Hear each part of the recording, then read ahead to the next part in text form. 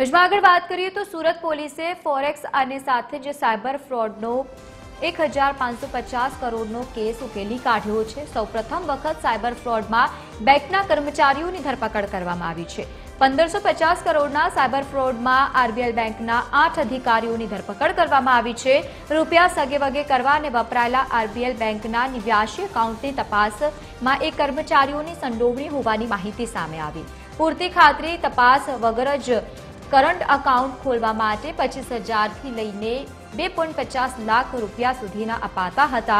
Area હેડ અમિત ગુપ્તા અને સાથે જ અરુણ ધોધાઈ સહિત નરેશ માડાની અને કલ્પેશ કથિરિયા સહિતના નેન્સી ગોટી સહિતના અનેક લોકોના નામ સામે આવ્યા। તે લોકોની ધરપકડ પણ કરવામાં આવી। આરબીએલ બેંકના 89 એકાઉન્ટમાંથી માત્ર 6 મહિનામાં 1455 કરોડના ટ્રાન્ઝેક્શન થયા હોવાનું પણ પોલીસની તપાસમાં બહાર આવ્યું અને તે દરમિયાન પોલીસ પણ ચોંકી ઉઠી હતી। ઉધના પોલીસે 28 મે 2025ના રોજ ઉધના 3 રસ્તા પાસેથી રાહુલ નામના યુવકને પકડ્યો હતો। તેની પાસેથી કેટલાક શકમંદ ડોક્યુમેન્ટ્સ અને સાથે સિક્કા પણ મળ્યા, જેમાં આખું આ રેકેટ બહાર આવ્યું।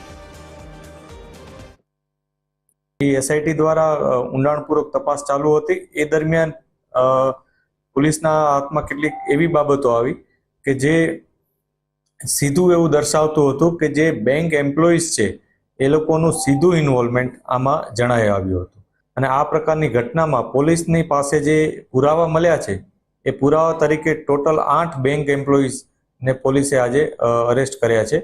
આટલા ટોટલ 8 એમ્પ્લોઈઝ છે કે જે લોકોએ મોનિટરી બેનિફિટ લઈ અને આ પ્રકારના કરંટ એકાઉન્ટ ખોલાવી દીધા હતા।